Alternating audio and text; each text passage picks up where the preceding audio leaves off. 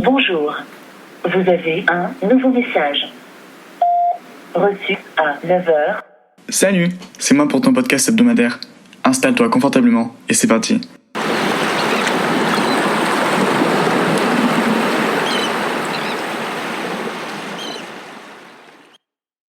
Bonjour à tous et à toutes. On se retrouve cette semaine encore pour un nouvel épisode du podcast. Si quelque chose ne va pas, vous tracasse ou que vous voulez simplement venir me parler, sachez que je suis disponible sur Insta à @teenagers TEEENAGERZ_ ou par mail à podcast.adolescent@gmail.com. La citation de la semaine. A house where a person is unsafe is not a home. Pour les bilingues, ça donne ça. Un foyer dans lequel une personne n'est pas à l'abri ne peut pas s'appeler une maison. Pour finir le thème de la famille, je voulais vous rappeler que même si parfois on a des parents qui nous aiment, certains n'ont pas cette chance et que le soir quand ils rentrent, ils ont peur. Si une de ces personnes écoute le podcast, qu'elle sache que mes DM et mon adresse email sont là pour l'aider. Et que si quelque chose ne va vraiment pas, partir, même si c'est triste, est la meilleure solution. Je dis pas que tout le monde devrait partir de chez lui sans dire un mot, mais si vous êtes maltraité, dites-le autour de vous et faites tout ce que vous pouvez pour que ça s'arrête. Généralement, vous aurez des personnes sur qui compter dans ces moments-là. L'astrologie.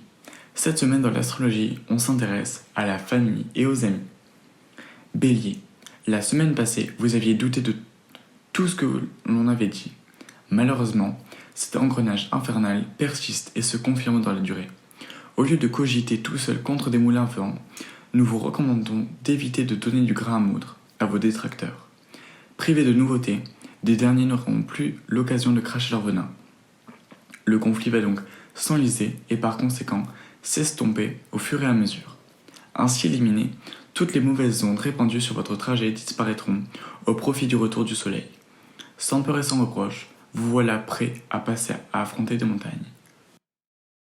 Taureau. Toute vérité n'est pas bonne à dire. Vous aurez la langue bien pendue auprès de ceux qui vous entourent, spécialement si vous êtes né lors du premier décan. Un élan de franchise qui pourrait en vexer certains. Lorsque vous ressentez le besoin de vous exprimer, faites attention à bien peser vos mots. Dans le cas contraire, attendez-vous à des réactions excessives de la part de votre tribu. Faites preuve de diplomatie sans tourner autour du pot. Vous obtiendrez ainsi la tranquillité d'esprit. Gémeaux. Si l'on devait résumer la philosophie de votre signe, on dirait que vous mettez toujours un peu de blanc pour camoufler le noir. Cette méthode, coué coloré, vous a déjà aidé par le passé à affronter des événements dramatiques. Plus qu'une révélation, ce contraste entre le positif et le négatif vous sert de tremplin pour viser les étoiles. Du coup, vu les nuages annoncés cette semaine, on vous conseille de rajouter une lichette de rose. Personnifiée par l'amour de vos proches, cette nuance agira sur votre vie autant qu'elle apaisera. Cancer. Pas évident de se disputer avec quelqu'un de proche. En plus, le sujet de la discorde concerne une accumulation de non-dits. Du reste, compliqué de s'en sortir sans y laisser une partie de soi. Pour remédier à la situation, vous devez agir rapidement. Dans la semaine qui suit les disputes, affrontez vos responsabilités en les saisissant à pleine main. De ce fait, la solution demeure en vous. D'ailleurs, pour résoudre cette période conflictuelle, la maturité dont vous allez faire preuve va impressionner tout votre entourage. Lion. L'orientation de Saturne produira un léger décalage entre les rythmes de vie de chacun. Les emplois du temps des membres de votre famille auront du mal à s'accorder. Résultat, vous ne croiserez que très peu, que ce soit avec vos parents ou encore vos frères et sœurs. Si vous êtes marié, préparez à l'avance un moment de retrouvailles avec votre conjointe. Mais bon, à notre âge, on n'est pas censé être marié. Vous serez surchargé. Vierge. Le passage de Pluton dans votre ciel préfigure une meilleure confiance en vous. Vous semblerez déterminé et sûr de vous quand il s'agira de prendre une décision. Cet élan de conviction sera remarquable et attirera l'attention de vos proches. Ceux-ci se réjouiront de cette dynamique qui vous accompagne. Si vous êtes du 3e décan, vous auriez envie de tout chambouler et de changer votre mode de vie. N'imposez pas des règles uniquement selon votre vision du monde. Sondez autour de vous. Balance. Des événements en groupe sont à venir. Ceci avec l'influence de votre maison 6. Du côté de votre famille, vous prendrez des décisions qui s'imposent pour organiser des vacances, par exemple, ou encore un anniversaire surprise. Il en est de même dans votre cercle amical. Les uns et les autres se mélangeront au cours d'événements exceptionnels. N'essayez pas de tout contrôler et déléguer des tâches si vous vous sentez fatigué. Vous devez profiter autant que les autres de ces moments de détente. Scorpion, vous aurez envie de gâter vos proches sous l'influence de la lune. Votre humeur vous guidera vers la préparation de bons petits plats cuisinés maison. Par ce biais, vous essaierez aussi de réunir les générations et inviterez d'autres membres de la famille, tels que les grands-parents, les tantes, les cousins, les petits-enfants. La période sera aussi adaptée pour organiser des dîners avec vos amis. À cette occasion, vous serez tenté de jouer au Cupidon pour les célibataires les plus endurcis. Sagittaire, des contrariétés se manifesteront au sein de votre cercle amical et pourront vous peser. Prenez du recul sur les événements et éloignez-vous subtilement des querelles. Des reproches fusent de part et d'autre, mais c'est aussi un moyen de crever l'abcès. Le mauvais temps devrait laisser place au soleil. L'atmosphère familiale, quant à elle, sera plus douce. La tendresse sera au rendez-vous et vous serez comblé au niveau affectif. Avec votre sensibilité accrue, la gentillesse de vos proches vous touchera. Capricorne, vous avez encore un peu de temps pour vous préparer à cette réunion de famille. Organisée ce week-end, cette dernière devrait se présumer sous le signe de retrouvailles. Profitez-en pour essayer de vous renseigner un peu en avance sur les présents. De toute manière, c'est bien connu, les absents ont toujours tort. De plus, cela vous sera utile pour remettre vos informations à jour. Les futurs parents, les jeunes mariés, les nouveaux arrivants. Conservez ces moments précieusement dans votre cœur. Ils demeurent indispensables à votre équilibre. Verseau, la vie peut muter rapidement en cauchemar d'une semaine à l'autre. Alors, pour éviter que certains épisodes se reproduisent, tentez de désamorcer le cafouillis avant qu'il tourne au conflit. À force d'accumuler les quiproquos, ces derniers entachent la nature de vos sentiments envers votre ami. De ce fait, ne laissez pas les choses s'aggraver.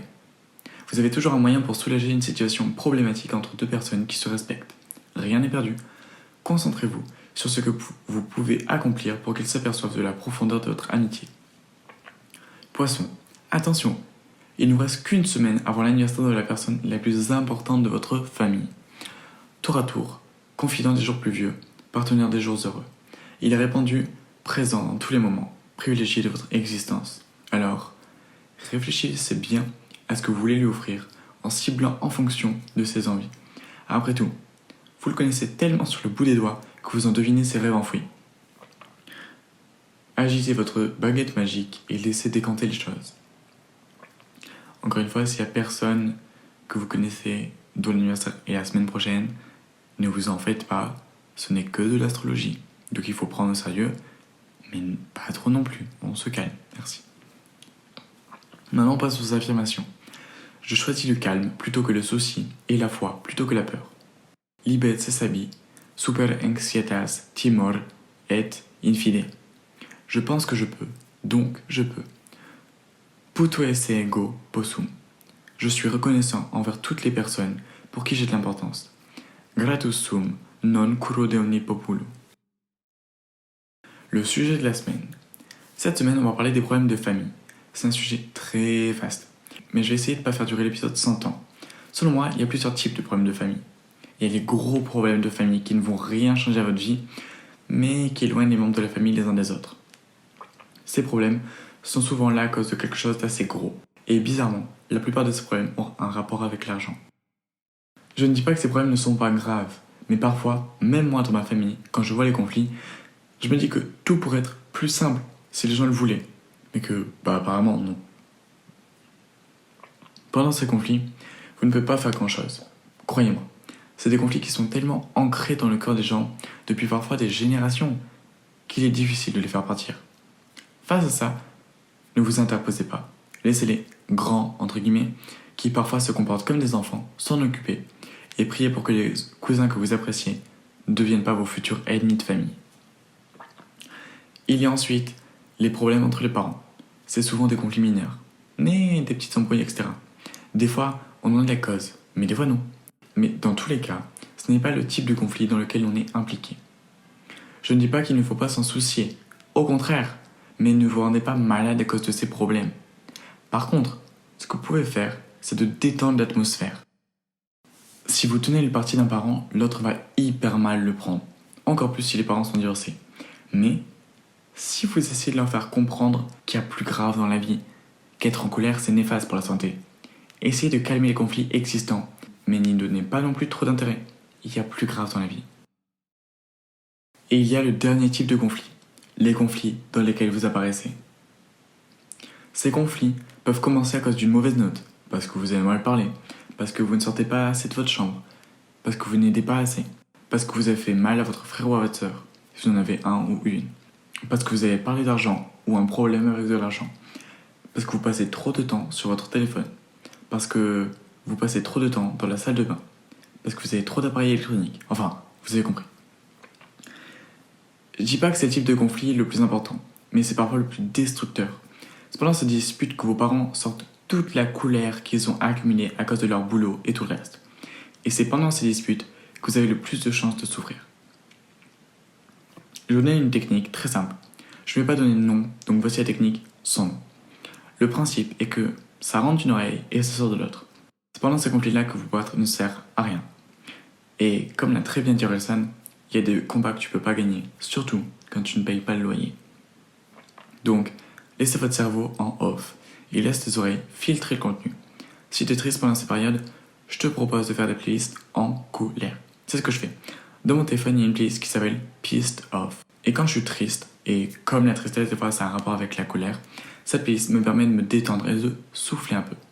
Dites-vous que rien ne dure pour toujours et que même si les conflits comme je viens de vous les décrire sont ennuyeux, inutiles, rendent triste et en colère pour rien, c'est comme ça. Et à notre âge, on ne peut pas grand-chose.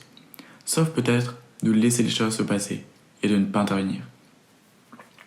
J'espère que le sujet de la semaine t'aura plu, car c'était la dernière fois pendant laquelle on abordait le sujet de la famille dans le podcast. L'information de la semaine. Je vous parlais de la période où le couvre-feu commençait à 18h. Durant cette période, certaines personnes avaient des moyens assez spéciaux de braver le couvre-feu. Certaines personnes achetaient des sacs de congélation Deliveroo ou Uber Eats. En vélo ou en scooter, ces personnes faisaient semblant d'avoir des commandes à livrer. Moyen assez bizarre quand on sait en plus que les gens finissaient quand même par payer 135 € s'ils étaient arrêtés par la police. Alors, vous auriez fait comment si vous aviez dû braver le couvre-feu? Dites-le moi sur Insta, à teenagers, TEEENAGBR7-, ou par mail à podcast.adolescent@gmail.com. J'espère que l'épisode de la semaine t'aura plu. Si c'est le cas, n'hésite pas à liker si t'es sur Insta ou sur YouTube et à t'abonner, peu importe où tu écoutes le podcast. Je te dis à la semaine prochaine pour un nouvel épisode.